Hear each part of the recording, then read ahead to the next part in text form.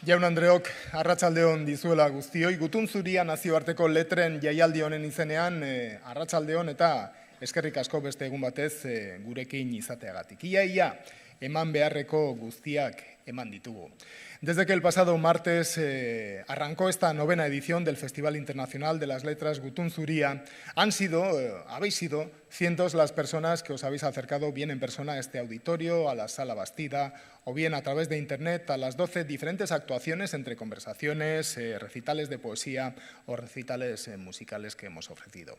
Guztioi eskerrik asko Gutun Zuriari zera esatea besterik ez zaio gelditzen, datorren urteko ekitaldia 10. izango dena, prestatzen hasiak garela berriro ere arrakasta handia izan dadin.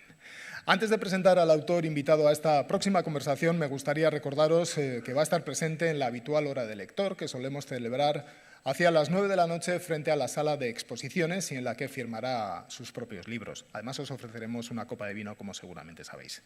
En un festival como este, que este año ha estado dedicado a la presencia del crimen y del delito en la literatura, no podía faltar un autor que proviene de un país seguramente y lamentablemente con mayores índices de violencia de toda Latinoamérica, como es Guatemala, seguramente junto con México además.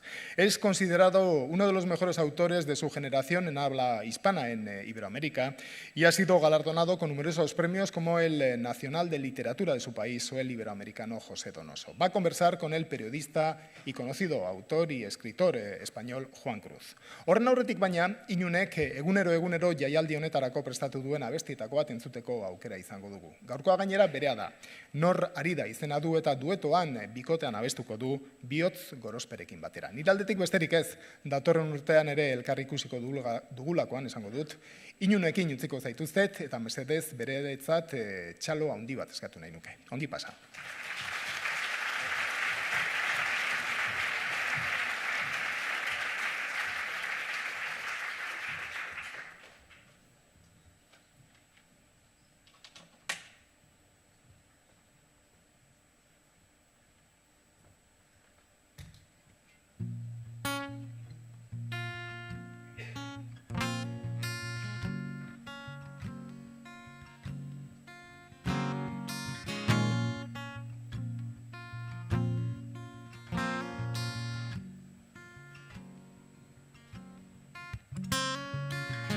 Koloretan azaltzen dira gaurko berriak,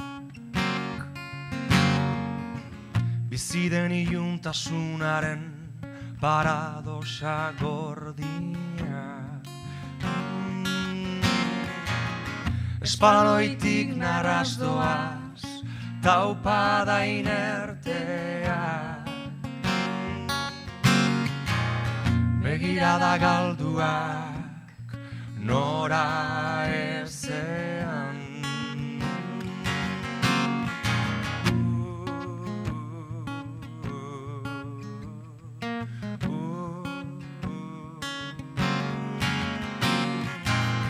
Ogi apurrak eskaintzen ari direna, lepoak estutzen dituzten berberak. Bustinlariak dira gorpuak moldatzen, bustinaren prezioan familiak saltzen. Norari da errugabe oinak ozten, norari da egun sentiak amatatzen, norari da, norari da.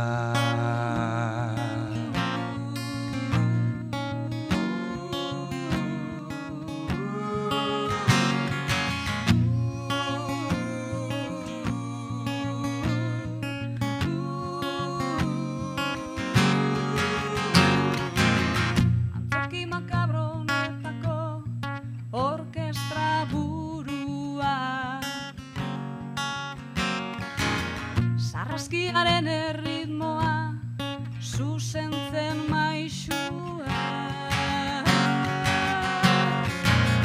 Holtzatik zehaska kantak ari dira besten. Plazako protesta hotzak lokartu daitezen. Norari da jendearen espalnak josten. Norari da bidea eraikitzen. Norari da, norari da.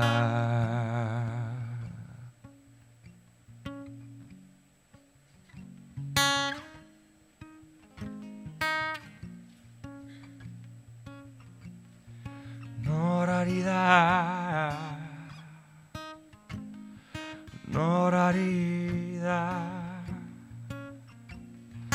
norari da, norari da, norari da, norari da. Norari da leiotik bera, herria bultzatzen. Txaio gabeko seme alabak kondenatzen.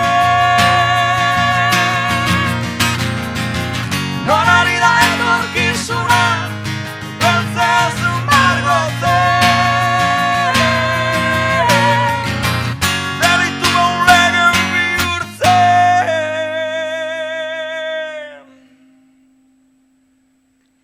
Norari da.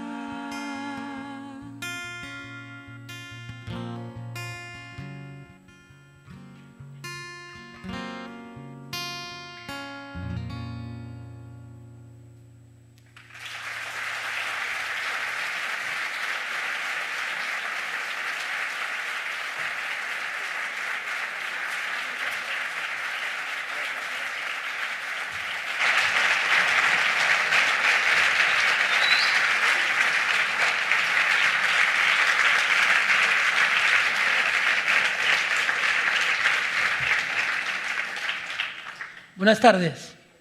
Para presentar a un escritor hay que exhibir sus libros. Aquí algunos de ellos están aquí. Se los leo, los títulos. Los sordos. Este lo voy a dejar para el último. 3 novelas exóticas que contiene, entre otros, un relato extraordinario, Lo que soñó Sebastián.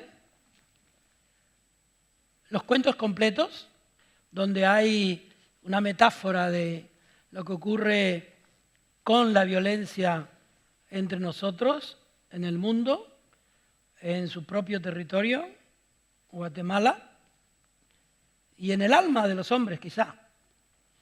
Y estas 4 novelas breves, que tiene un título casi místico, que se llama Imitación de Guatemala. Tiene otros libros, Rodrigo Rey Rosa, que nació en 1958 y es un trotamundos. Es un escritor radicalmente personal. Quizá uno de los mejores escritores en lengua española de esta parte del siglo. Leerlo es vivir en una atmósfera de ficción que tiene que ver absolutamente con la realidad. Sale uno de sus libros, de sus cuentos, de sus novelas breves, de sus relatos, incluso de algunas historias de no ficción que ha publicado recientemente, con la sensación de que ese mundo, que es el suyo, es el nuestro por dentro también. La literatura no es algo que se cuenta para pasar desapercibida, para pasar por nosotros. Lo que hace la literatura es quedarse dentro de nosotros, cuando la literatura es importante. ¿Y qué es la literatura importante? La literatura importante es aquella que nos excede, que de pronto nos retrata sin que nosotros sepamos qué parte de nosotros nos está explicando. Yo he leído muy conmovido la literatura de Rodrigo Rey Rosa, con el que vamos a conversar ahora. Como estamos entre lectores, debo decirles que me gustaría que esta fuera una conversación de un lector con un escritor, prolongada luego por ustedes como lectores. Probablemente algunos de ustedes son también escritores, pero yo considero que la verdadera aventura de leer es la aventura del lector. El escritor a veces escribe para entenderse a sí mismo. Es desde la perspectiva del lector que escribe un autor. Buenas tardes, Rodrigo. Buenas tardes, muchas gracias, Juan. Estoy un poco abrumado por tu presentación, pero trataré de responder a las preguntas. Yo estoy muy abrumado por tu literatura. Creo que es muy importante avisarle a la gente, ¿no? En los años de Carmen Martín Gaite, ella cuando recomendaba que nos fijáramos en alguien, decía, un aviso, Rodrigo Rey Rosa. ¿Cómo te lees a ti mismo? Pues con incomodidad. Al releerme, que lo hago lo menos posible, cuando me doy cuenta generalmente de las cosas que no logré y me alivia las cosas que me parecen pasables, pero sí. La verdad es que no me gusta releerme, lo hago cuando es necesario, digamos cuando hay una reedición o... Lo dices en todos tus libros reeditados, hay una constante que has leído y no te parece tan mal o te parece mal o le avisas a los lectores lo que se van a encontrar con un sentido autocrítico que no es muy común en los de tu clase, es decir, entre los escritores. Pues soy totalmente franco en eso. Sí, siento que con un poco menos de pereza hubiera podido mejorar un pasaje o incluso eludir algunas torpezas, ¿no? Pero ¿no? Hay que seguir haciendo lo que se puede. ¿De dónde viene la escritura? En mi caso, pues de la lectura, ¿no? Recuerdo que la primera vez que pensé tal vez debería dedicarme a escribir fue leyendo a Borges, Clon Ukbar Orbis Tertius. Era un momento de mucha duda para mí. Estaba recibiendo cursos de medicina, pero no muy contento, no muy convencido de que esa fuera mi vocación. Y leyendo ese libro lo cerré y pensé, bueno, voy a quemar mis barcos, voy a abandonar medicina y voy a empezar a hacer ensayos de narración. Siempre supe que quería escribir narrativa. Nunca he escrito 2 líneas de verso. Pero sí, creo que es un caso muy común, ¿no? Que es la emulación, el deseo de hacer algo parecido a algo que te deslumbró, lo que te lleva... Bueno, creo que en muchas profesiones, pero en la escritura en particular, fue la emoción, digamos, que me causó la lectura de Borges lo que me metió en este lío. Fíjate, ya que hablas de la emoción y antes de ir a otros asuntos, incluido Borges, yo he leído muchos de tus relatos absolutamente conmovido, como si tú estuvieras llegando al alma propia, contando cosas que en principio me resultarían totalmente ajenas. Por ejemplo, en lo que soñó Sebastián, estás narrando la selva, estás narrando situaciones en las que la maldad humana está siempre latente, como que va a romperse algo, que la violencia del ambiente contrasta con la belleza del paisaje en el que se desarrolla la historia. Y yo vivía como en suspenso. Decía, ¿qué va a pasar? Como si eso me fuera a pasar a mí. ¿Cómo lo escribiste tú? ¿Cómo escribes tú mismo esas ficciones? Es muy difícil responder a esa pregunta, pero bueno, yo creo que Guatemala tiene eso, es un país de una belleza a veces extrema y impresionante, lleno de violencia, ¿no? Entonces, el año en que yo decidí que quería escribir también fue un año muy violento para mí.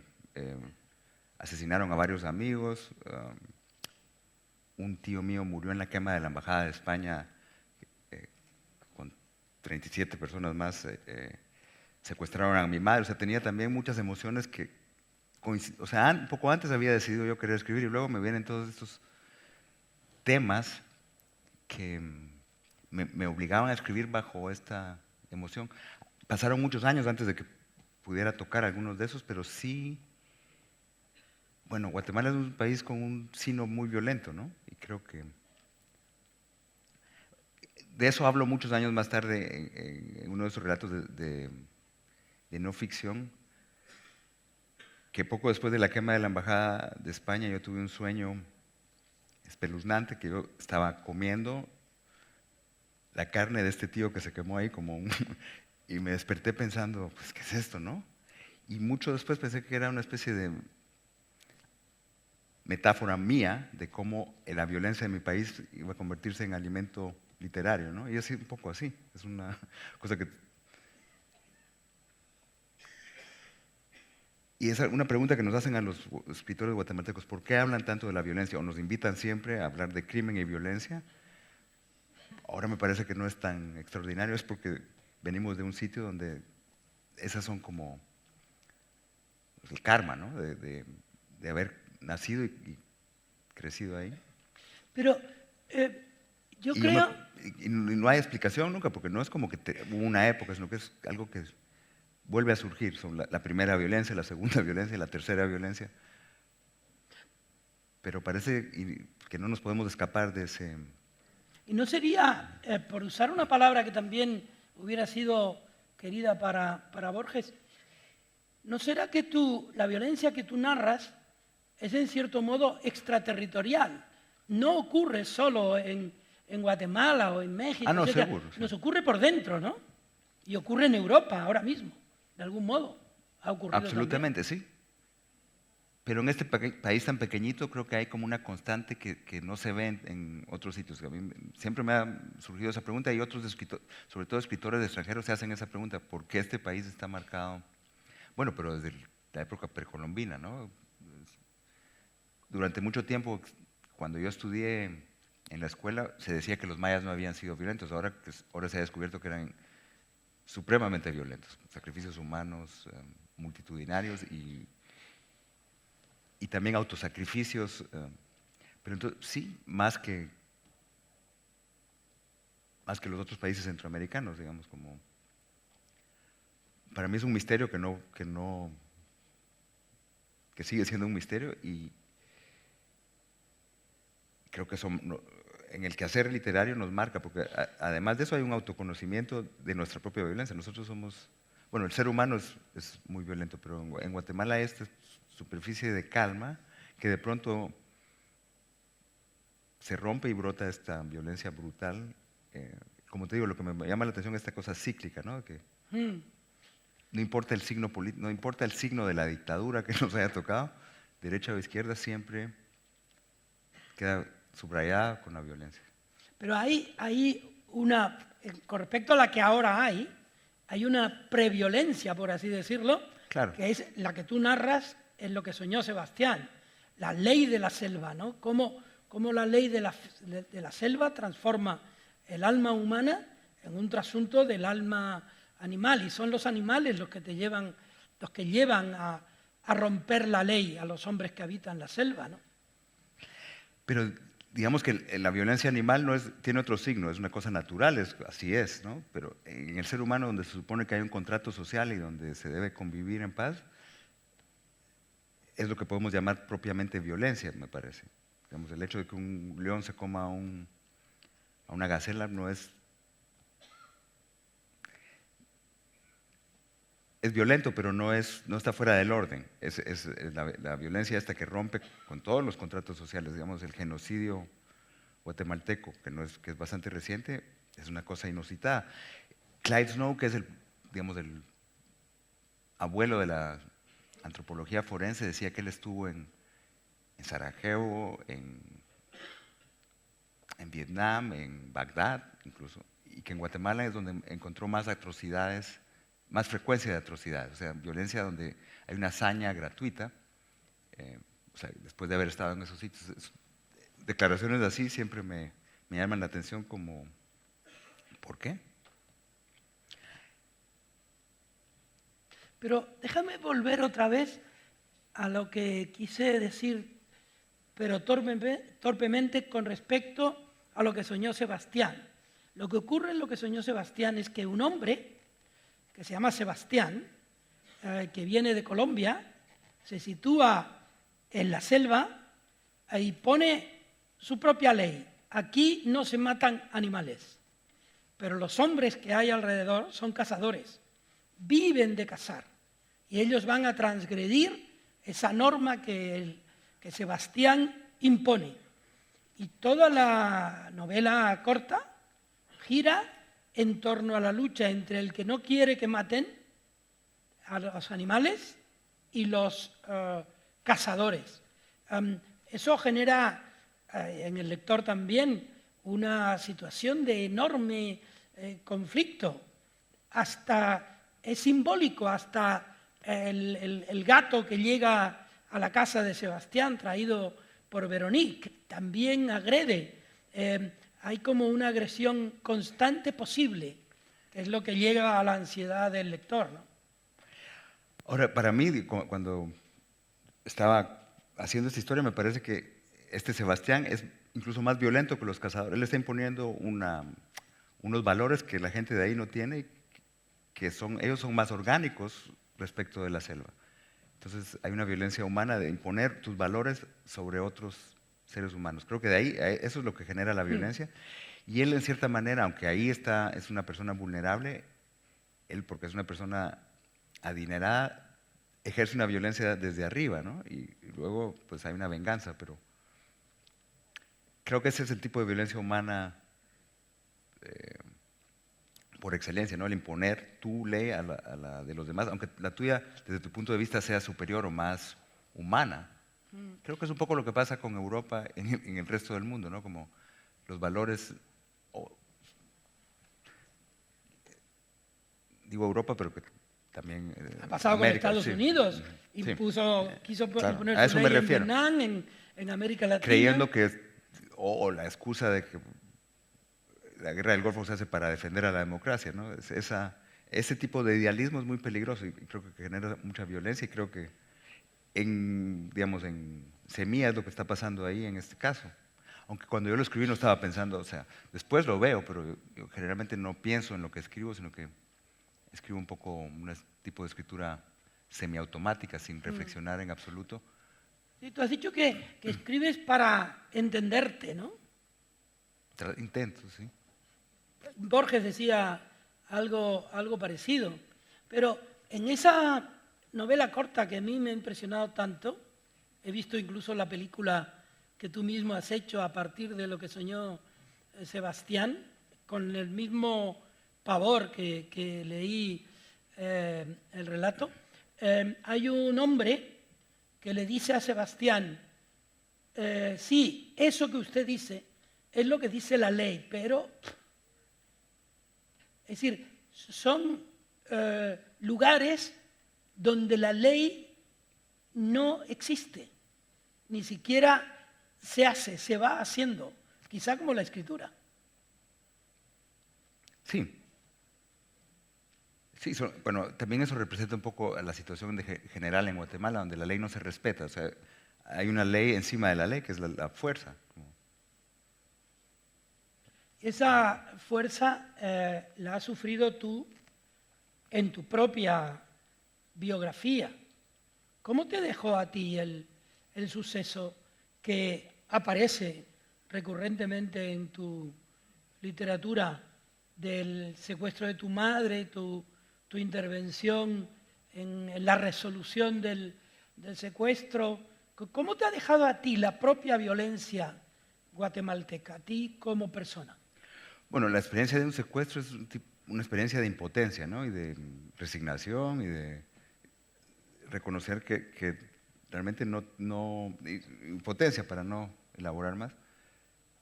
Pero a mí me costó mucho tratar ese tema y pasé años sin querer entrar ahí. Y a mí lo que me dejó es una especie de no sé si, desprecio por mi país. O sea, me quería ir de mi país y de hecho me fui y pasé mucho tiempo fuera. Porque curiosamente en la situación en que se pasaba por Guatemala, lo último que hacías es denunciar eso a la policía. El problema realmente era que la policía no se enterara de que había un secuestrado y menos aún de que se iba a pagar un rescate, porque son los primeros que iban a intervenir el secuestro para robarse el dinero, no para... Entonces era una paranoia completa. O sea, sí, fueron 6 meses de paranoia total, pero que es lo que creo que pasa con la literatura, que se vuelve alimento más tarde, que es cuando... afortunadamente esto se resolvió felizmente y yo creo que mi madre salió fortalecida de esa experiencia, en muchos sentidos. Se hizo más tierna. Más tierna y también creo que más sabia. Creo que y en general el sentido de peligro le da un sabor especial a la vida que la hace como algo más precioso. Y creo que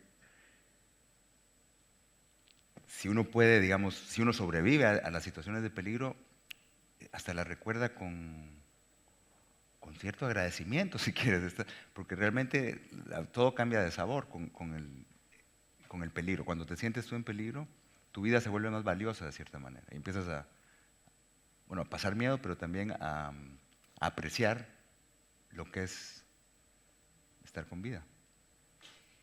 Y cuando te fuiste, ¿cómo quedó Guatemala en tu corazón, en tu memoria? ¿Como una pesadilla o como la necesidad de una explicación? ¿Como que te ibas para explicarla?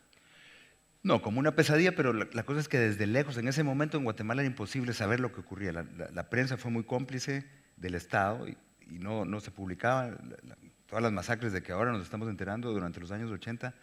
Si tú usabas la prensa como referencia, no te enterabas.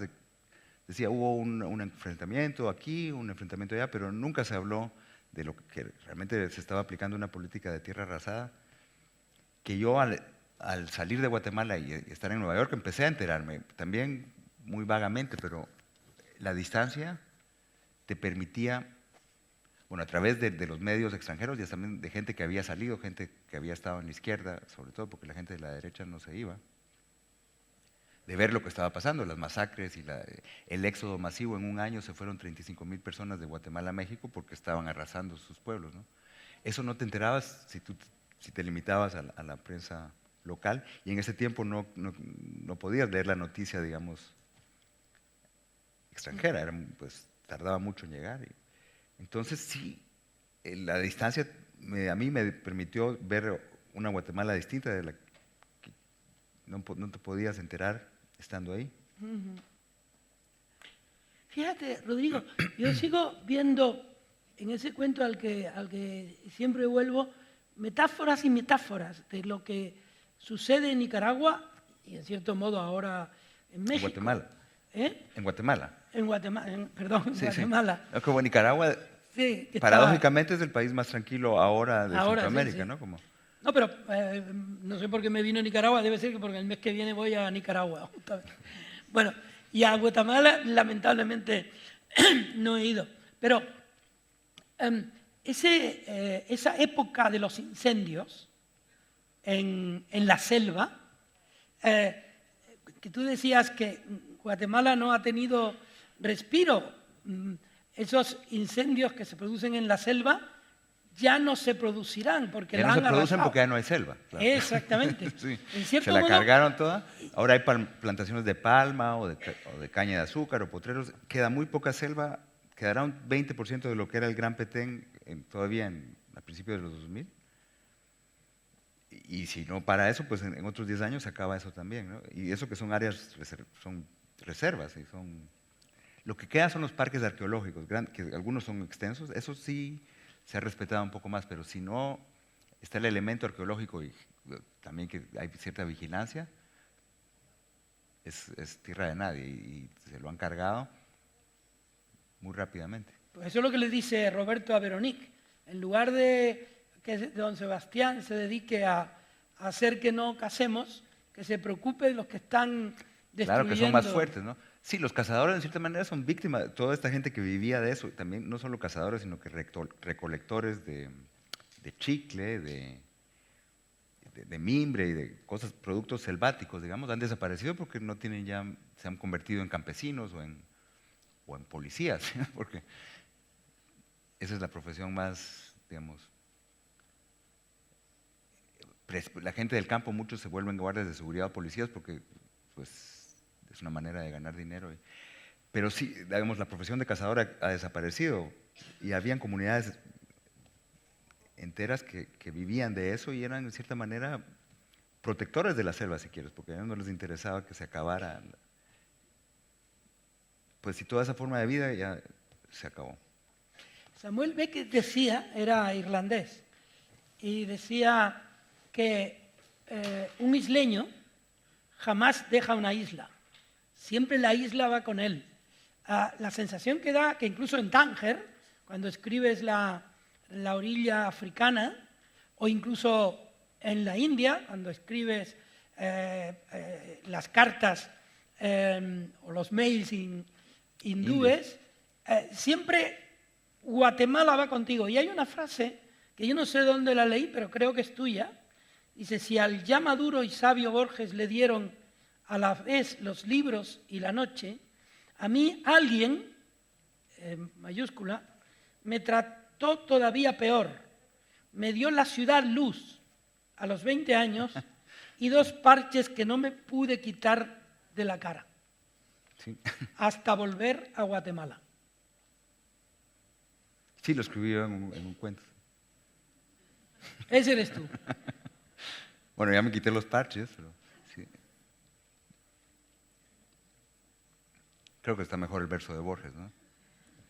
Nadie rebaje a lágrima o reproche. Pero indica un compromiso tuyo por hacer que la literatura sea un testimonio. Y esto es extraordinario porque, como dice, creo que Masoliver Ródenas, tú le has dado al realismo una dimensión nueva, porque has utilizado la metáfora absoluta, para contar una realidad conmovedora, como con ese estilo parco, delicado y rotundo que marca tus libros, ¿no?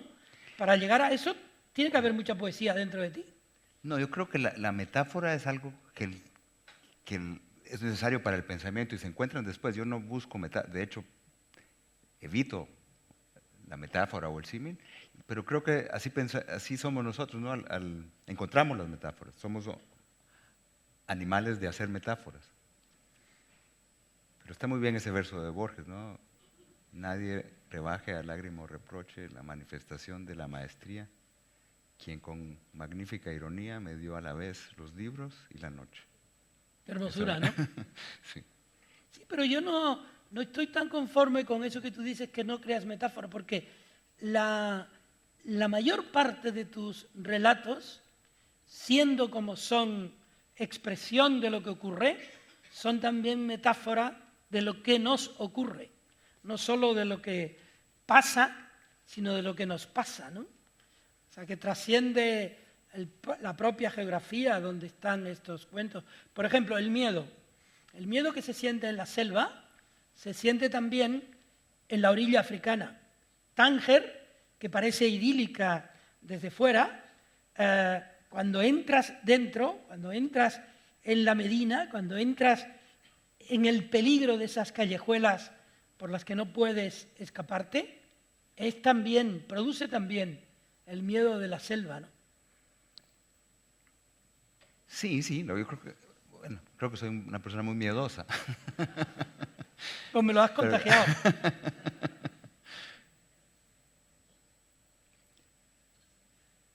Y sí, creo que el placer de inventar cuentos donde el miedo es un poco como los niños que les gusta asustarse a sí mismos, ¿no? Y sentir esa emoción, eso me pasa a mí. Cuando escribo busco las situaciones que me asustan. Hay una lectora tuya, que además es tu editora, que dice que detrás de ti, que eres RRR, Rodrigo Rey Rosa, hay 3 Bs. Borges, Bioy, Bolaño. ¿Te sientes identificado con esas? Creo que es una bonita broma, pero no. Pero tu literatura viene del aprendizaje de leer. ¿Quiénes son, digamos, tus referencias? Porque en algún momento nombras a Sciascia, que en efecto, como tú, tiene un estilo que no se adorna, pero no es frío, es comprometido con la realidad italiana. O Chandler, que es como distante, ¿no? Creo que para mí la lección de Sciascia fue como un luzazo. Y creo que sí, digamos que la violencia latinoamericana es muy parecida a la violencia italiana. Esta es la mafia y la idea de que la justicia es vulnerable también. O sea, si hay un caso criminal que tiene los visos de resolverse, los que están en peligro son los jueces. Si la cosa no se soluciona antes, se mata a los jueces. Y eso es algo que pasa en Guatemala tanto como en Italia. Y esta forma, digamos, que se distancia del clásico de la novela detectivesca donde se resuelven los crímenes, Sciascia es el que me hace ver que para que sean realistas no se pueden resolver. Entonces, las historias para imitar a la realidad no pueden ser cerradas como un cuento de Chandler o de Agatha Christie, sino que terminan siempre con un corte que deshace la historia y no tienen fin, digamos. Eso pasa también con Onetti, ¿no? Sí, bueno, es esta realidad que no permite la resolución clásica o por la justicia o incluso la investigación, sino que o se resuelven por delación o se disuelven en el próximo crimen. No hay una resolución como el relato clásico, ¿no? Claro, eso es la honestidad del escritor, que está tratando de llevar a la gente a una atmósfera que él mismo ha vivido, ha sentido. Si la concluyes, si es perfecta, falsea, no es la realidad. Pero esa es la tesis que está detrás de Sciascia, digamos, todo modo, termina entonces creo que sí, me abrió toda una manera de ver las historias distinta del relato clásico que es lo predominante. Por eso, en algún momento te vas a ver a la jueza Barrios para que te cuente cómo ella ha conseguido destruir la figura Pero ya ves de un dictador. Bueno, no sé si aquí se conoce el caso de la jueza Barrios. La jueza Barrios fue, bueno, ella ha visto muchos casos increíbles de atrocidades, pero le tocó ser la jueza de Ríos Montt, el genocida guatemalteco. Que ese juicio continúa, pero ella lo termina, lo encuentra culpable, lo condena a 80 años de prisión. Una semana más tarde, la Cámara de Comercio, Industria y Finanzas dice que eso no puede ser. La Corte de Constitucionalidad anula el juicio y dice que hay que repetirlo todo. Y mientras tanto, aunque a la jueza Barrios en Estados Unidos la condecora la esposa de Obama, la empiezan a destruir, le ponen un pleito por prevaricación, el colegio de abogados, y ahora mismo ya está tratando de hacer un juicio para poder ejercer. O sea, no la mataron, pero sí tiraron una granada en su casa para intimidarla, pero no lo lograron. Pero sí la han destruido profesionalmente. La jueza Barrios ahora mismo pues prácticamente no trabaja. No sé si ya se logró rehabilitar, pero durante 2 años, que eso es lo que va del final del juicio a la actualidad, la han machacado. Otro juicio que no se va a resolver, va a morir antes Ríos Montt de que ese juicio se termine y entonces el caso se acaba, ¿no? Entonces no hay... ese es un caso extremo, donde un juez dicta sentencia y el Estado revierte la sentencia y dice ese juicio no valió, hay que repetirlo, hay que empezar a buscarlas, a presentar pruebas 2 años atrás y lograr que la gente que sufrió el genocidio, son campesinos muy pobres, vuelvan a ir a atestiguar, viajar 2 días es casi imposible, ¿no? Entonces, ese juicio ahora se está llevando a puerta cerrada y nadie sabe, y el señor ya tiene 90 años, o sea, lo más probable es que él muera antes de que la justicia lo vuelva a condenar, porque las pruebas son abrumadoras. De hecho, la defensa nunca presentó pruebas para descargarlo, solo presentó recursos para entorpecer el juicio. Este es un caso paradigmático de cómo no se llega al final de los juicios. Guatemala como Honduras. Honduras creo que ya nos ganó en el índice de crímenes impunes. Más o menos el 1% de los homicidios en Guatemala se juzgan y un 1% de ese 1% se condenan. Como dijo el relator de los derechos humanos que visitó Guatemala hace unos 3 o 4 años, si yo fuera criminal, escogería este país para hacer carrera, porque las probabilidades de que te juzguen son muy pocas, ¿no? Eso prolonga aquella frase tan simple de un personaje tuyo, un campesino, que explica, sí, hay ley, pero... ¿Verdad? Sí. Eso ha deshecho por generaciones a tu país y ha perjudicado igualmente a todos. países limítrofes, ¿no? Bueno, pero digamos El Salvador está muy mal también, Honduras, pero ahí no sé si ahí creo que son causas también internas, pero curiosamente el país que estaba peor en los años 70 y que ahora está mejor es el país donde una revolución socialista triunfó, ahora también, bueno, sufren ahora de esa como tradición de corrupción y el gobierno sandinista de Ortega es una sociedad, pero sin embargo ese cambio, esa redistribución de las cartas, ¿no? Cuando se legisló para que todo el mundo recibiera educación, para que haya una seguridad social justa, eso suavizó las cosas. O sea, hay mucho menos crimen en Nicaragua que en ningún país centroamericano, pero con gran diferencia. Tanto que ahora, digamos, la inversión extranjera va a Nicaragua, huye de Guatemala. Honduras es lo peor, pero ahí nunca hubo ni siquiera un movimiento revolucionario que intentara cambiar las cosas. Es el país con más larga tradición de dictadura de derecha. El Salvador es un caso intermedio. En El Salvador sí hubo una guerra muy cruenta e intensa, pero ahí sí digamos que se repartieron las cartas otra vez y hay una especie de progreso político. En Guatemala triunfó la derecha militar y económica.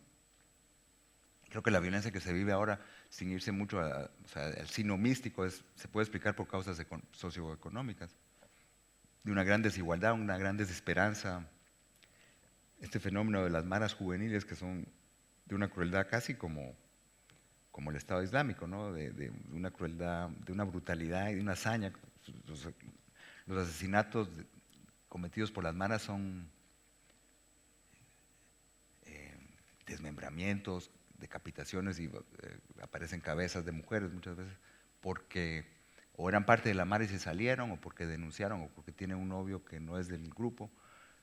Con una hazaña, a mí me hace pensar en ISIS y creo que las causas de fondo son parecidas, ¿no? Esta desigualdad y desesperanza de la juventud, porque es gente joven, que lleva a esta brutalidad irracional. Brutalidad que ha sido exportada, por ejemplo, a los narcos mexicanos. Ya también hay decapitaciones en... Pues se dice que los narcos mexicanos buscaban a exsoldados guatemaltecos para hacer su guardia personal porque tenían esta como brutalidad. Y los Zetas son un poco la escuela guatemalteca que dicen, bueno, ¿para qué vamos a tener jefes si nosotros podemos llevar el negocio que consistía en sembrar el terror realmente? Sí, la decapitación viene de un estilo guatemalteco de ejecución. ¿Qué imágenes, verdad? ¿Con qué imágenes tenemos que convivir en un mundo que supuestamente, tú dices en uno de tus relatos algo que decía Schnitzler, me encantaría desayunar con Newton. Un territorio, el mundo, que ha ido a la luna, que tiene a Flaubert y tiene a Rodrigo Rey Rosa y tiene a Bertolt Brecht, ¿no? Y a Pérez Ferrer, que tú lo citas, bueno, le dedicas uno de tus más hermosos relatos. Hay un relato, 1986, en el que un maestro da clase en un reformatorio y allí se produce una revuelta juvenil enormemente brutal, en la que trunca, por ejemplo, una historia de amor. Eso es también un episodio. Eso es una nota de página policial, ¿no? Es un relato real de sí.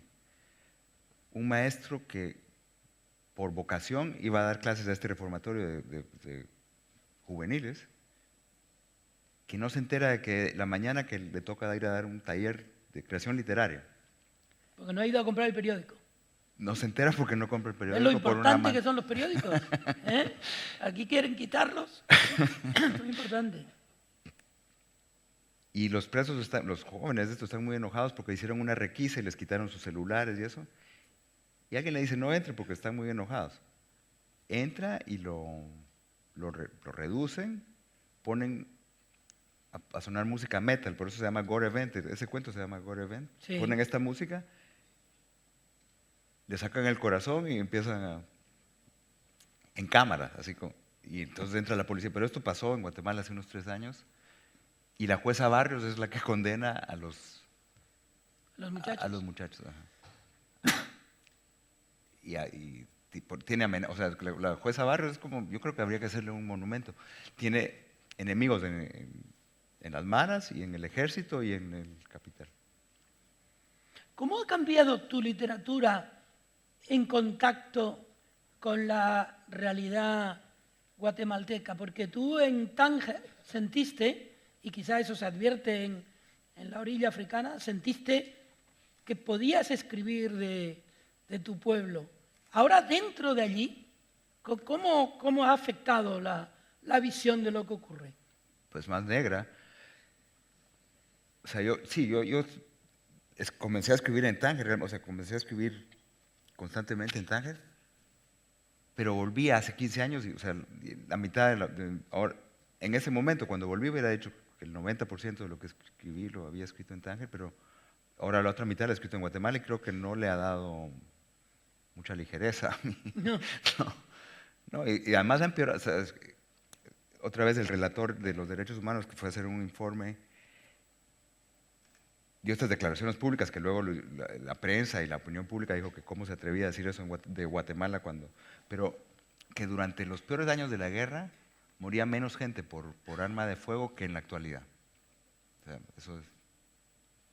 O sea, la guerra era menos sangrienta que la paz. Hoy en día en Guatemala, bueno, hay más o menos un linchamiento a la semana en el interior, y eso sostenido durante unos 15 años, desde el 2000, digamos. Y hay, no sé, unas 20 muertes por arma de fuego a la semana. Y eso es más o menos una constante, no ha cambiado. De hecho, tu literatura se ha ido juntando tanto con la realidad, que ocurre también en la propia literatura, que ahora también haces historias de no ficción, que están en la cola del dragón, me parece, ¿no? Sí, sí. Bueno, yo comencé a escribir ese libro de no ficción durante el año del juicio de Ríos Montt y claro, ahí no hace falta inventar, pero porque era un año donde hubo mucha esperanza, se estaba por primera vez juzgando a un militar por genocidio, y todo lo que se logró en una semana de maniobras políticas y judiciales se fue para atrás, ¿no? Entonces eso es como despierta la indignación, creo que así. No sé, da la sensación que escribiendo no ficción eso es más efectivo. Ahora, eso era la sensación que tenía al escribirlo, ahora creo que no, pero ¿Quieres decir que escribiendo no ficción es más efectivo? Uno siente que es más inmediato y que se le toma más en serio, pero la verdad es que hay una gran sordera acerca de... Realmente, y se refleja en la prensa también, en la prensa guatemalteca, no queremos, o sea, el público no quiere saber estas cosas. Prefiere seguir adelante.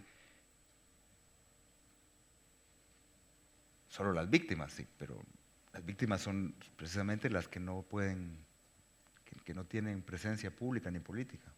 Interpretamos que el narco es el que ha marcado el resurgimiento de una cierta violencia muy determinada en América Latina. Sin embargo, previamente ya eso existía, tú lo decías, desde el periodo de los mayas, ¿no? Pero, ¿qué es lo que la ha acrecentado en los últimos...? Lo que pasa es que el narco, como representa tantas ganancias económicas, ha desbordado el sistema de justicia. Los narcos han comprado tribunales enteros, ¿no? Y si uno piensa que por Centroamérica y Guatemala al final, que es como un embudo, el 90% de las drogas que viajan desde el sur hasta Estados Unidos pasan por ahí. Eso son muchos millones de dólares con los que se compra la justicia. De hecho, parece que el narco ha comprado tierra desde Honduras, desde la frontera con Honduras hasta México, para tener como corredores francos, digamos.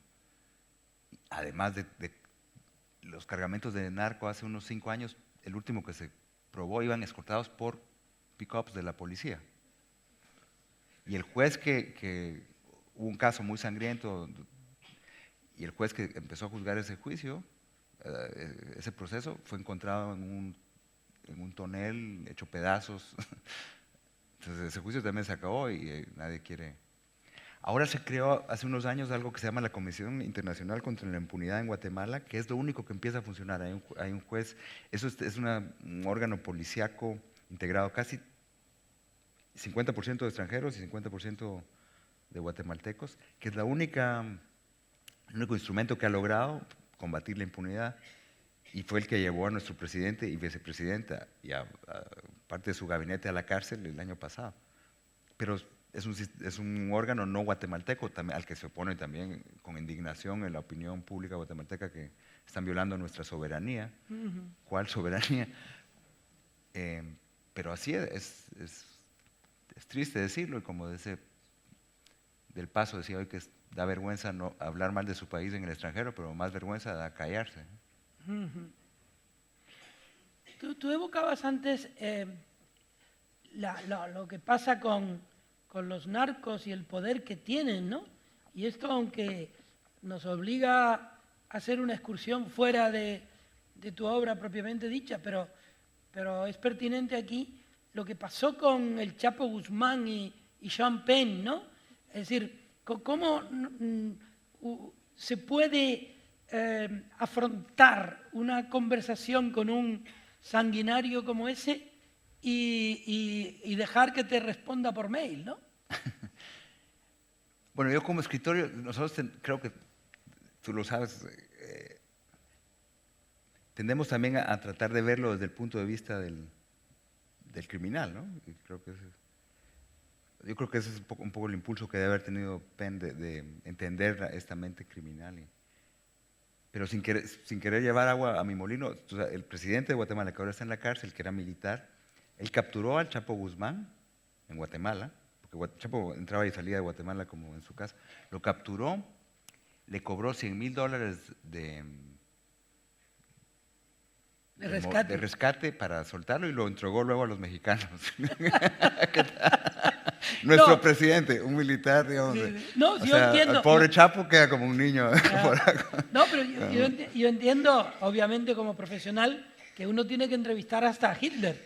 Pero, hombre, siempre tiene que haber un código ético. Tú tienes que repreguntarle que por qué lo hizo, por qué no lo hizo. Es decir, pero aquello es que era una entrevista por mail, ¿no? Es decir, sí, supervisada desde el punto de vista de un profesional del periodismo, uno se tiene que revelar, ¿no? ante eso. Pero déjame, tus antecesores más directos en la literatura, por latinoamericanos, se confabularon en los años 60 para escribir sobre los dictadores. García Márquez hizo El otoño del patriarca, Roa Bastos hizo Yo el Supremo, La fiesta del chivo de Vargas Llosa, etc. Pero salió mucho más, sí. La fiesta del chivo, Bueno, eso es Todo el- el Trujillo, ¿no? sí. Y Miguel Ángel Asturias, el señor presidente. El señor presidente. Ustedes ahora podrían hacer cada uno un retrato de un narco. En cierto modo lo haces en surcos, ¿no? Sordos, perdón. Es decir, es una realidad personal, personal no, de personas tan concretas, los que ahora llevan el Chapo Guzmán, el que haya en Guatemala, el que... Pero ya lo están haciendo las series de televisión, ¿no? Hay... Están usurpando tu papel. Bueno, no, creo que los escritores estamos muy marginados, ¿no? La clase de escritor ya no es lo que era en tiempos, bueno, de Hugo o de Dickens, Solá. Hemos ido como, ahora la televisión y el cine nos han quitado el lugar de conciencia, digamos, o de testigos. ¿Sientes creo que eso? yo creo que sí, porque no se lee ya. O sea, ¿No se lee y toda esta gente que está aquí? Nos están oyendo, pero no, pero creo que sí. No, pero luego van a comprar tus libros y a leerte. Gracias.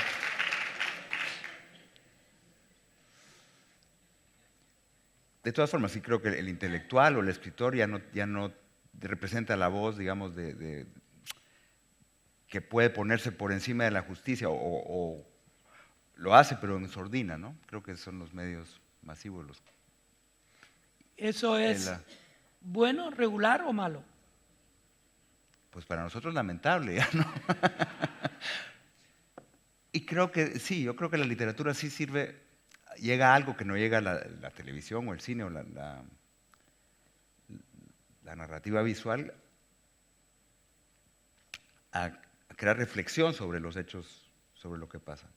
Pero eso tiene un efecto muy a largo plazo, si es que tiene algún efecto.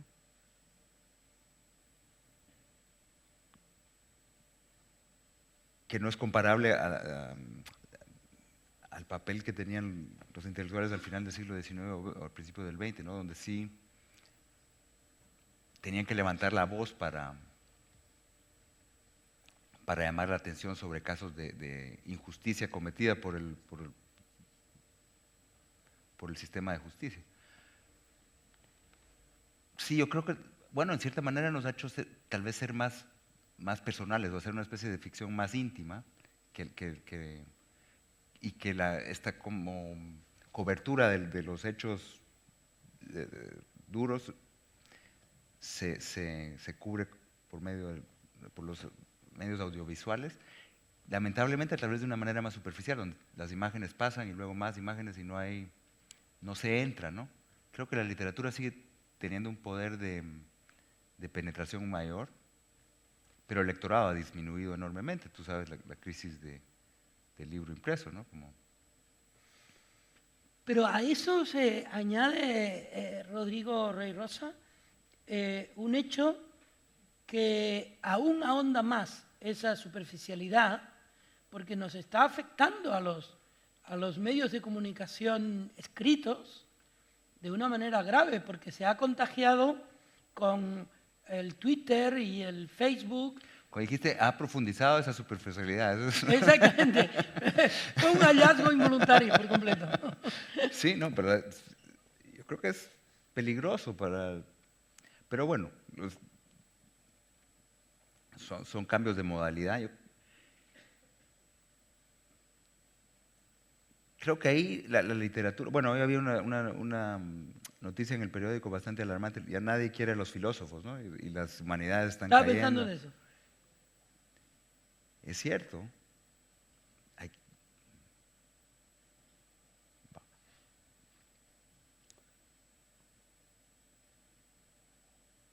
Yo creo que sí, el conocimiento por escrito sigue siendo la verdadera, o la posibilidad de conocimiento. Creo que las imágenes son información, pero eso no es conocimiento, y creo que sí, el ejercicio de la lectura va a seguir siendo indispensable. Ahora, eso no quiere decir que vaya a volver a predominar. Pero pensando, digamos, en la historia de la humanidad, también el momento del libro impreso ha sido muy pequeño en la historia. O sea, hemos pasado mucho tiempo sin escritura y sin lectura de masas. Es posible que lo perdamos otra vez y que se vuelva una cosa muy de una minoría, que lo es ya, pues, es un privilegio en cierta manera. Ahora, en todos tus cuentos, en todos tus libros, se produce algo que en un momento de especial afección le hizo decir a Ernesto Che Guevara que había que endurecerse pero nunca perder la ternura. Y hay también en esas geografías humanas tan golpeadas, de vez en cuando hay destellos, ¿no? Algunas referencias a la madre, alguna lectura, algunos niños que aparecen, algunas luces, ¿no? Que van animando a la gente a pensar que probablemente hay cosas que nos pueden salvar. Y hay libros. Tus libros están llenos de libros, de gratitudes expresas. A veces eludes los nombres propios, pero ahí está Melville, ahí está Flaubert, ahí está Paul Bowles, ahí están grandes escritores que se concentran en un momento determinado en una obra maestra, que fue el libro que antes mostré, pero que no dije, que es Severina. Este libro es una obra maestra que yo les recomiendo absolutamente para leer esta noche. Gracias, Juan. Pero además pueden ver hasta, después de medianoche pueden ver el internet o los WhatsApps, porque dura exactamente 1 hora y cuarto de lectura. Y este es un libro espléndido en el que uno querría vivir en los buenos momentos del libro, porque hay también, y eso es algo que distingue tu literatura, la creación de un suspense cuyo porvenir no es que ocurra algo dramático, sino cuyo porvenir es que tú inventes lo que ocurre después, que el lector invente lo que ocurre después. ¿Cómo surgió Severina? Ana Severina Bruguera Blanco. Sí, hay una anécdota. Generalmente yo, como punto de partida, no tengo anécdotas que haya oído. A una amiga, ¿no? Una conocida me contó esta anécdota de que allá en Honduras, en San Pedro Sula, un librero la acusó de haberle robado un libro, cerró las puertas y le empezó a meter mano buscándole el libro, ¿no?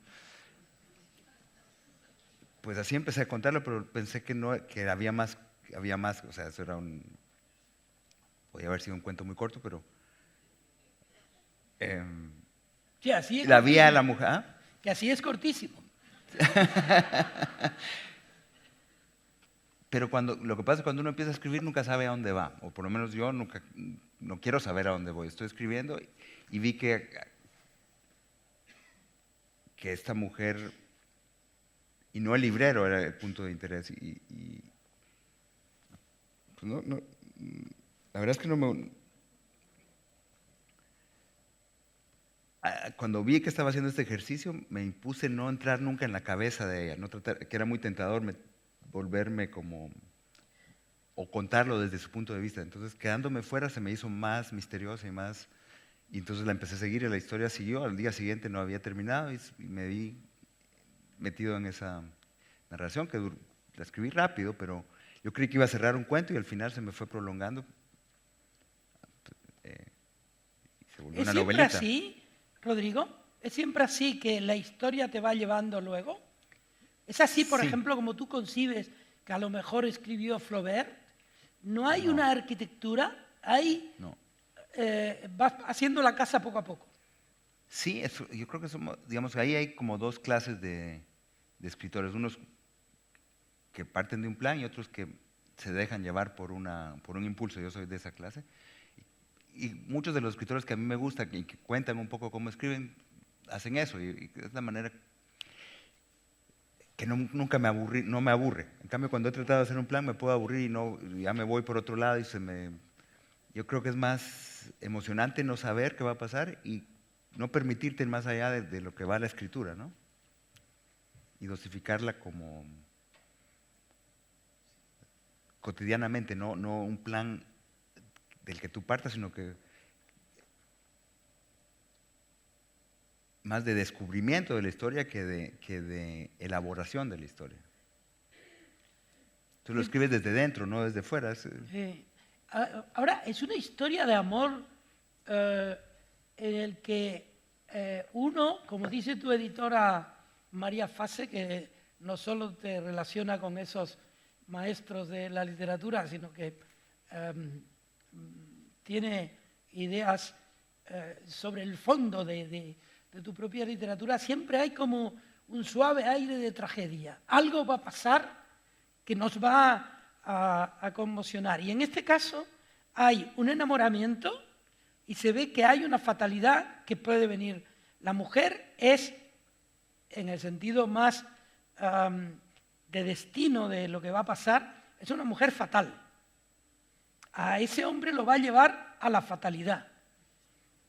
Al librero lo va a llevar a la... Siempre ocurre, no siempre. A veces ocurre al revés, ¿no? Pero ahí esos personajes, ¿cómo van creciendo? Porque el abuelo en un momento determinado es novio, después es padre, después es abuelo, después es... No voy a hacer Bueno, no, spoiler. eso es lo que se imagina. No sabemos realmente. Si me lo preguntas a mí, nada. en ese caso no se queda en un misterio, muere y no... Ya les has quitado un montón de... Ha hecho spoiler. No, pero de sí mismo. él es un personaje secundario, ¿no? Sí. Ahora, a mí me llenó de alegría el principio. Como que iba yo a leer una historia de amor. Yo digo, Rodrigo Rey Rosa me va a alegrar el día. Y después yo me di cuenta de que todo amor en un momento determinado es fatal. Todo amor nace de... Eso lo dicen los franceses, ¿no? No hay amor feliz. Sí. ¿Cómo lo ves ahora? ¿Cómo lo lees ahora? Me han dicho que van a hacer una película de Severina. Sí, parece. Sí. Eso nunca se sabe hasta que no Hasta que no se Espero haga. que sí, sí. Son unos brasileños que están interesados y parece que van a rodarla en Uruguay, pero la gente de cine también es muy... A Uruguay se iba ella cuando volvió a la casa del librero. Tenía un billete de vuelta, pero estaba arraigada. Que yo no conocía esa expresión. Ah, no se dice acá. ¿No? Ella no podía irse. El porque arraigo tenía es una un figura juicio. legal que no te permite dejar el país Exactamente. porque tienes alguna cuenta. Cuenta un poco la historia de Severina, porque como ellos luego van a comprar tu libro, ya sabrán por qué razón son tan importantes ahí los libros y comprarlos, no robarlos. No, pero no me pidas que cuente la historia. Sí. La cuento yo. Ya se me olvidó, sí. Ya te he olvidado.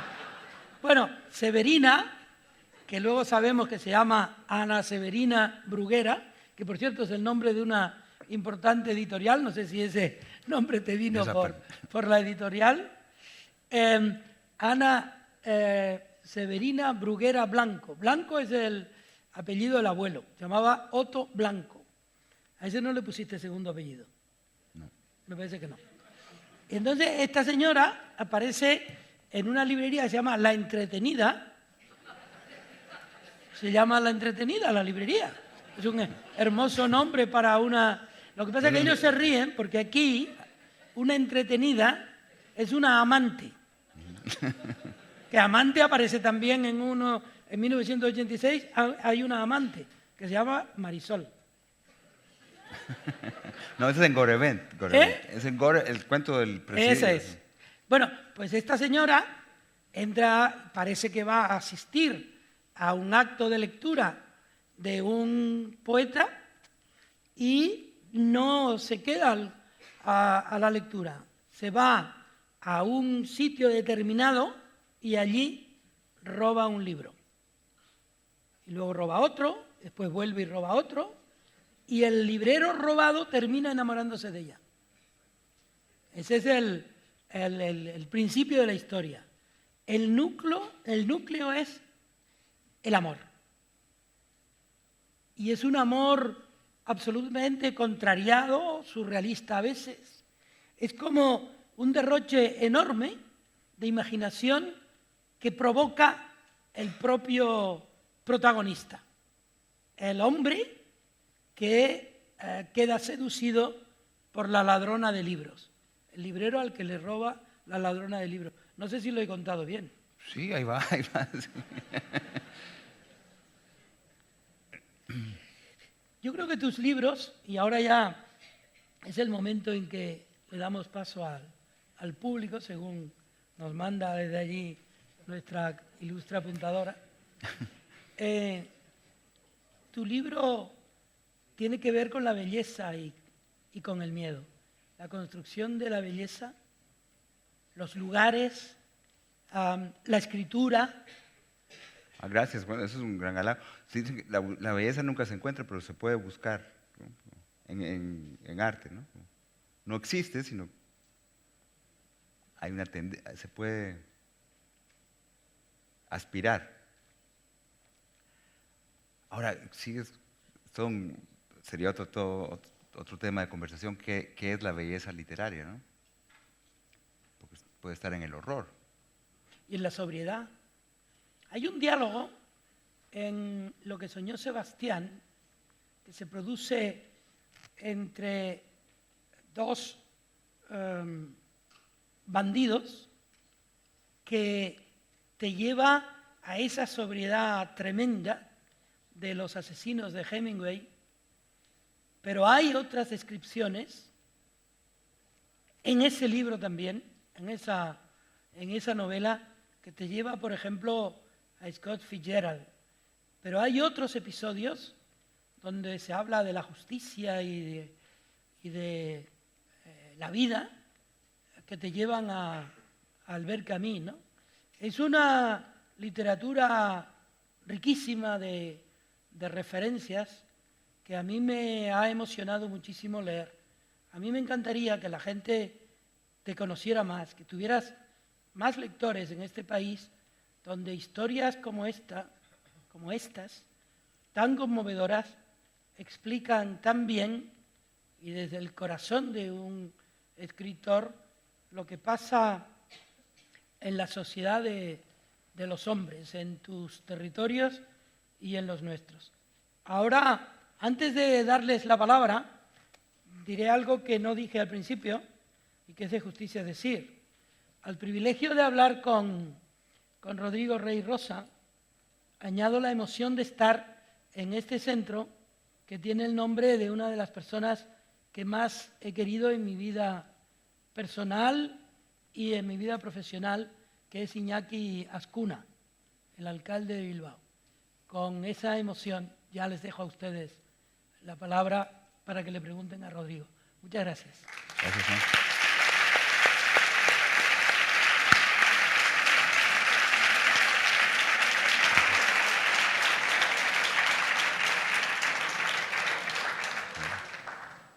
Supongo que como este es un sitio bien organizado, no como esos sitios de Madrid o de Canarias, hay micrófonos y hay de todo, ¿no? Sí hay, ¿no? ¿Y hay manos levantadas? Hay una. Sí. Buenas tardes. Me ha entusiasmado la entrevista porque he visto que es un maestro, además de la escritura, que luego cuando compremos Severina lo podremos comprobar, U otros, ¿eh? de los silencios. Cómo habla con el silencio que nos daba tiempo a predecir o a estimar cuál iba a ser la respuesta.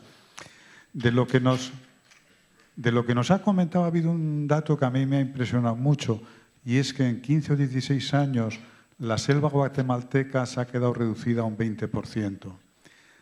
Eso va afectando mucho posiblemente a comunidades humanas indígenas que tienen sus lenguas minoritarias y cómo puede estar afectando ese fenómeno de deselvización a la pérdida o conservación de esas lenguas, de ese gran patrimonio cultural del pueblo guatemalteco.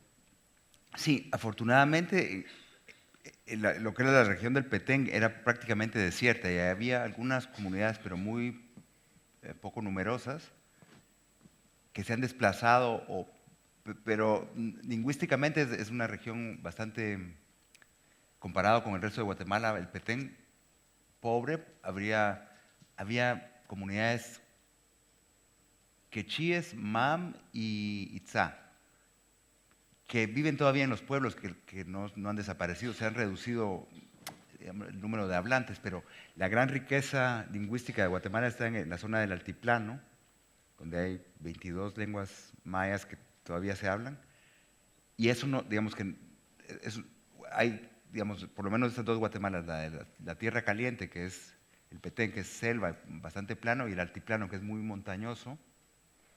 O sea, hay una meseta y la cadena de montañas, que es la continuación de la Sierra Madre, digamos, donde están como mosaico de lenguas que se han mantenido a pesar de toda la opresión Yo creo que además es una de las razones por las que la resistencia ha sido efectiva después de los 500 años, digamos, de colonización. Estas lenguas se mantienen y están muy vivas todavía. O sea que esta destrucción de la selva no fue directamente una amenaza a la riqueza lingüística y a los pueblos indígenas. De hecho, la destrucción de la selva comienza con la firma de la paz. Y en la selva se resitúan a muchos desplazados con muy poco criterio, porque es gente que no era de selva, que no sabe cómo explotar y cómo vivir de los recursos selváticos, sino que se dedicaron a cortar una gran riqueza en árboles y en fauna para sembrar milpa y frijol, que es fatal. Pero sí, ahí hay dos momentos, ¿no? La destrucción de la selva que ha sido muy rápida, ha sido sobre todo para implantar monocultivos de palma africana para hacer aceite y biodiesel y caña de azúcar, que es el producto más, o sea, la base de la economía guatemalteca actual es la caña de azúcar. Los grupos económicos más poderosos son plantadores de caña que han exportado plantaciones incluso en Brasil y a otras partes de Latinoamérica. Empezaron se acabaron el territorio, ya no les cabe su azúcar ahí, se han ido a sembrar a otros lugares. Curioso lo que tú has contado, que los silencios de Rodrigo, que se podría ser un titular, los silencios de Rodrigo, pero en el libro hablan hasta los pájaros. En los libros de Rodrigo, sobre todo en algunos de loros, ellos... ¿no? ¿Eh? Son loros, ¿no? No. Las onomatopeyas de los pájaros parece que están hechas con la eficacia de un lingüista, ¿no? Es decir, cómo pían o cómo cantan o cómo se expresan los pájaros es maravilloso, porque te hace sentir como que estás tú en la selva conviviendo con esos sonidos, ¿no? Es una literatura con sonido. A ver, más palabras. A ver, ahí hay una joven. Hola, buenas noches. Buenas noches. Me ha gustado muchísimo la conversación y mi pregunta era sobre la prensa. Que el papel que tiene, has dicho que el papel que tiene en su país no es muy bueno, no es independiente, entonces, bueno, no sé. También hay dos, digamos, la prensa durante el conflicto armado que duró de 1960 a 1996, y hay periodistas que lo reconocen, fue muy cómplice con el poder. Hay casos concretos de completa culpa cuando comunidades indígenas llegaban a los medios de comunicación a pedir que se divulgara las masacres que estaban cometiendo ahí. Nadie quería hablar. Y eso llevó a la toma de varias embajadas, pero la última y la más sonada fue la Embajada de España, que fue una comisión de indígenas del área Ixil, del área del Quiché, donde los militares habían masacrado. En ese tiempo todavía es cuando comienza la gran escalada de violencia. Y ellos formaron una comisión acompañados por algunos estudiantes de la Universidad Popular y fueron a todos los medios de comunicación a pedir que divulgaran. Y todos les dijeron que no podían, que no podían, que no podían. Eso los obligó a tomar la embajada española, con lo que el dictador de ese momento, Romeo Lucas, que murió antes de que se le pudiera juzgar, mandó a las tropas especiales a sacarlos a como dé lugar y los sacaron muertos. Pues, entonces, en ese momento la prensa juega un papel vergonzoso. Luego de la firma de la paz sí hay un cambio. Uno de los acuerdos, tal vez el único acuerdo que se ha respetado es la libertad de prensa. Y entonces cambia, se crean periódicos nuevos y ahora políticamente, digamos, la prensa sí es muy combativa y eficaz. Desgraciadamente, económicamente no, y cuando se trata de, por lo menos, por ejemplo, de denunciar la destrucción de la selva, la creación de, ahora el gran cáncer, digamos, en Guatemala, más que el petróleo, es la minería a cielo abierto, que también, ahí sí están atacando a las comunidades indígenas, porque es en la zona montañosa donde se ha encontrado oro y otros metales preciosos, hasta uranio, que es una maldición, esta riqueza que está en la tierra, en los territorios indígenas, es una maldición para ellos porque están comprando o matando a la gente para que venda sus tierras o para desplazarla para poder explotar el oro que hay ahí. No sé si aquí es como de conocimiento general que eso implica envenenamiento de zonas enormes con cianuro, que es lo que utilizan para precipitar el oro que está pulverizado. En fin, en ese caso la prensa se calla porque los anuncios de las mineras de oro son muy importantes para ellos y los obligan a publicar las bondades, digamos, de la minería de oro, cuando está conocido que es una cosa letal, que está prohibido en el mundo civilizado. Y ahí la prensa, digamos, el poder económico sí puede con la prensa, el poder político ya no, ya la prensa en ese sentido se ha independizado, pero ahí sí ha habido una evolución y hay una prensa, o sea, hay ejemplos de heroísmo periodístico, digamos, que no se daban antes de la firma de la paz. Vale, muchas gracias.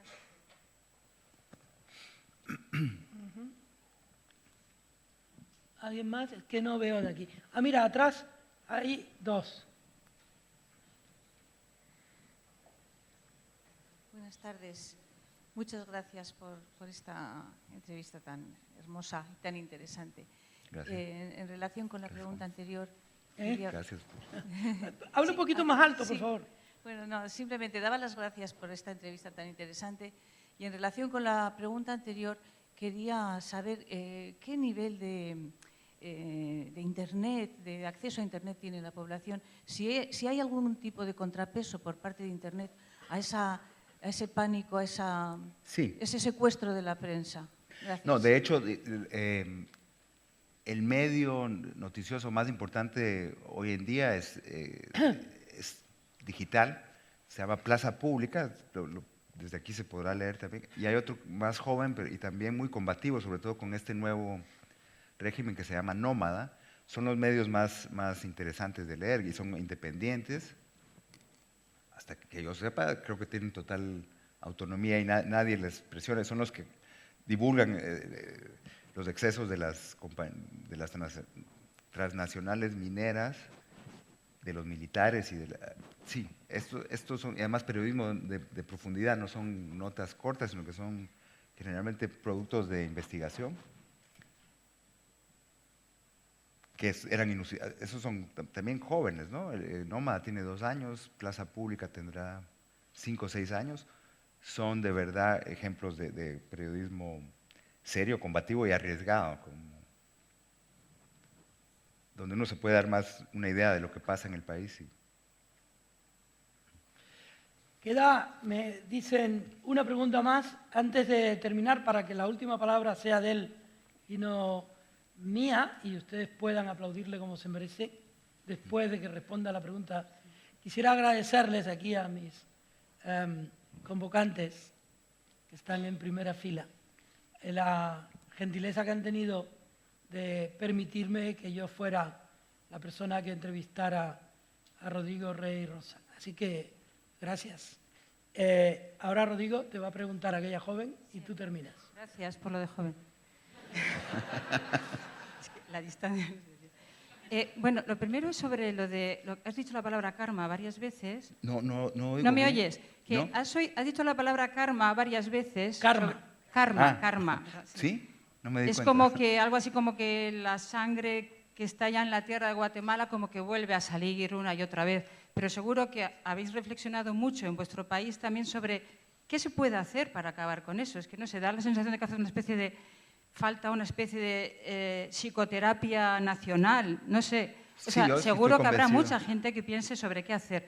Y luego una cosa más trivial, y es que has comentado que la literatura escrita te sirve para reflexionar, vuelves sobre ello, pero, vamos, no sé, por poner un ejemplo, El Conde de Montecristo, yo no me lo he leído, pero he visto muchas versiones, algunas muy buenas, francesas, y para mí forma parte también de todo, en fin, y me hace pensar, reflexionar y volver sobre ello. Quiero decir que la literatura audiovisual sigue siendo literatura, aunque la palabra originalmente no quiere decir eso.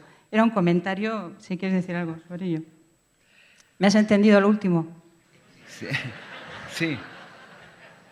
Pero yo sostengo que la experiencia de leer una historia te permite una reflexión, un diálogo interior mucho más... no quiero decir profundo, pero sí más sostenido con uno mismo, que la imagen no te permite esa... Claro, si la ves 10 veces tal vez, pero si en una pasada...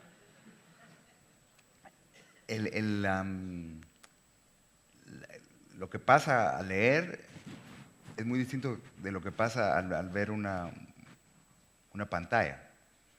Y creo que eso sí o sea, yo creo que hay que ceder al campo, digamos, del campo a todas estas nuevas formas de comunicación, pero la literatura tiene algo muy particular y tal vez tiene que ver con el lenguaje, ¿no?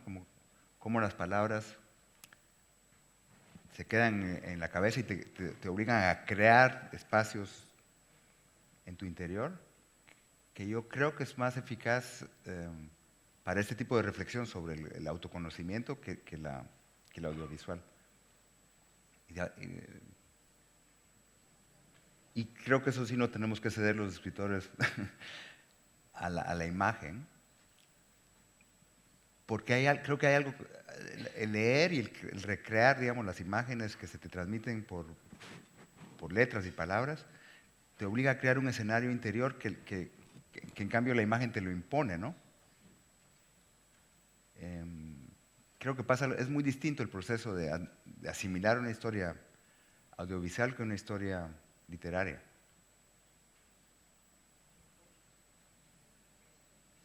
Ya eso no es silencio, sino que acabaste. Muchas gracias. Enhorabuena, ¿eh? Gracias.